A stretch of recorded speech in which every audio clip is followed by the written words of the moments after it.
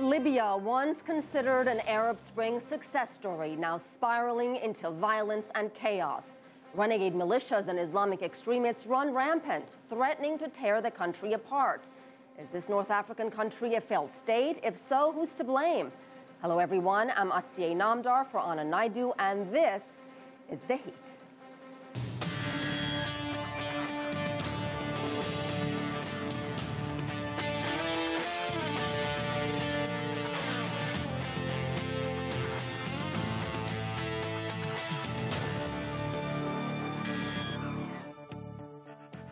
Last week, the Libyan government and a rebel militia leader reached an agreement to end an oil blockade that's for months. It's good news amid the backdrop of infighting and violence that's plagued Libya for the past 3 years. After a NATO-backed insurgency ended the 4-decade reign of Colonel Muammar Gaddafi in 2011, many thought it would usher in a new era. Yet 3 years after Gaddafi's death, the country is far from stable. Heavily armed militias have taken over ministries, kidnapped diplomats, and briefly abducted their own prime minister. Joining me to discuss the latest in Libya is Anas Al-Ghamati. He's the founder of the Sadr Institute, a think tank that focuses on Libyan issues. Welcome to the show, Anas. Thank you. It's the question everyone is asking about Libya. Who's really in control? Well, I guess the issue of control would, also require the issue of power to be really discussed. And I think the problem with Libya is that you've gone from, a situation where there's only one person in control with a series of people underneath him that are following very strict orders to control the country, to absolute anarchy and a complete vacuum of power. And I think in that respect, that euphoria was relatively short-lived for the last few years. But now there is almost a sense of equilibrium. There is no one arm or one power that is able to control any other. And in that respect, there's nobody that's dominating the show, so to speak. So it's a mixture of many different power brokers on the ground.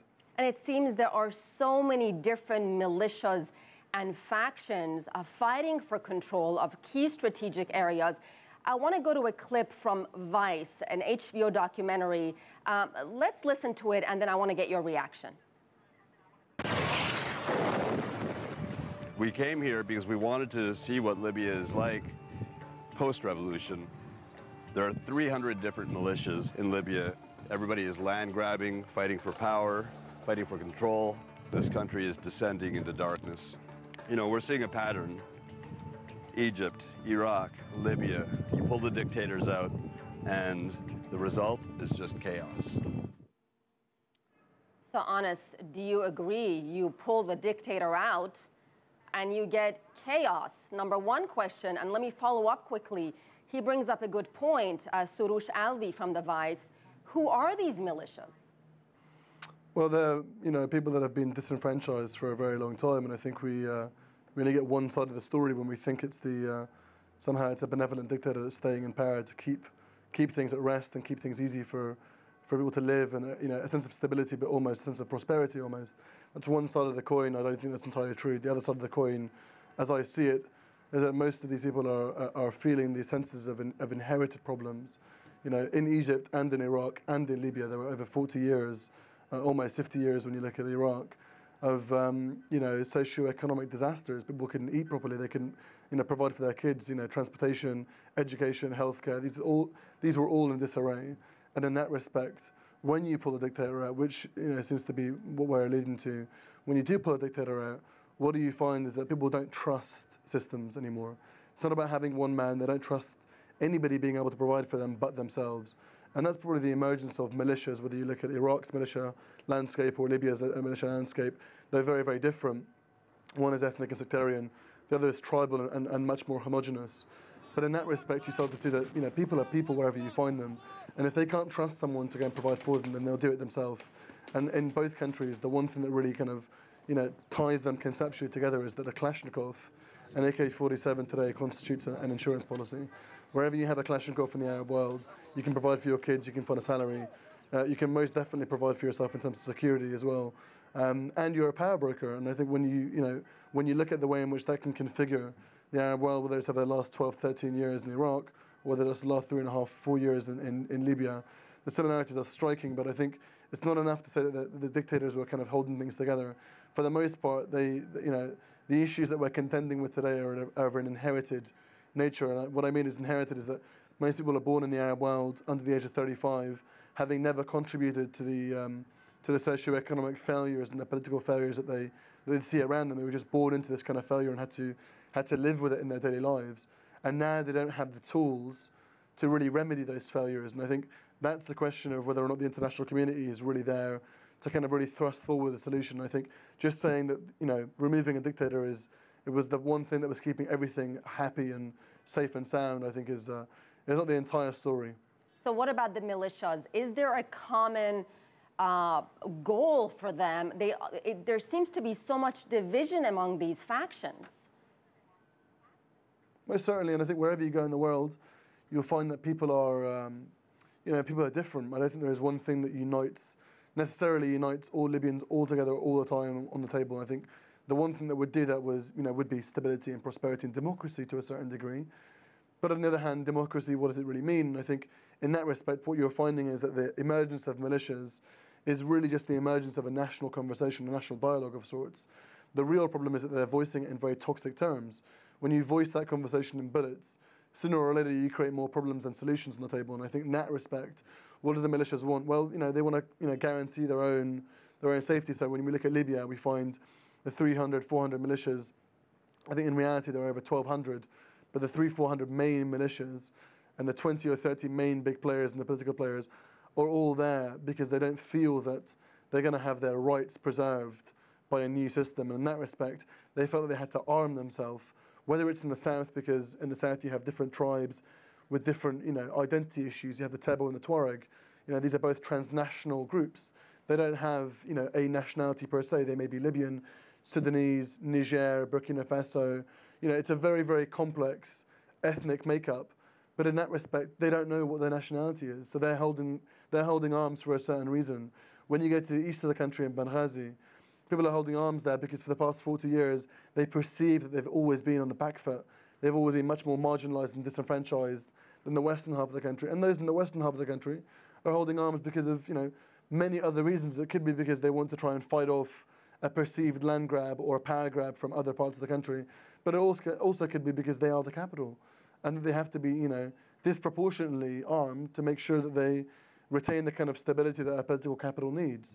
But asking why any of them will hold a gun for one reason, negates what modern life is all about. Modern life is all about a pluralistic look at life, and there are a million reasons why some people want to hold on to it. It could also be because some of them are criminal networks. Others are human rights groups. Human rights groups might be holding guns because they don't feel like, a minority group like women or like, Sufis in the country are going to have their rights protected. And in that reason, like I said, the one thing that we can definitely be sure of in the Arab world is that a Kalashnikov, unfortunately, is an insurance policy against those things. Well, speaking of arms and weapons, what can you tell us about the self-declared leader of Libyan National Army, Colonel Haftar? How did he amass so much power, and where did he get all the sophisticated weapons and air power from? It's a very complicated story with Khalifa Haftar, and I think to give a very, to not do any undue justice, he was once part of the Libyan regime. In 1969, he was part of the Free Officers movement with Gaddafi and had a coup over the king.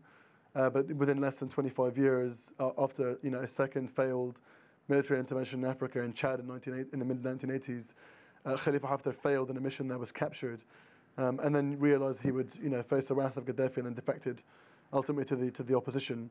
The opposition had never really had a very warm scenario with him, but he did come back to Libya in 2011 during the revolution, though had been in the States for over 25 years. During the revolution, he'd never really had the kind of power that he dreamed he'd want to, and he had always been a military man in that respect, but had not had the kind of power that maybe he dreamed of over the last 25, 30 years, and even longer if we consider that he was involved in the first coup under Gaddafi. But in 2013, 2014, there is a new political disenfranchised class in Libya.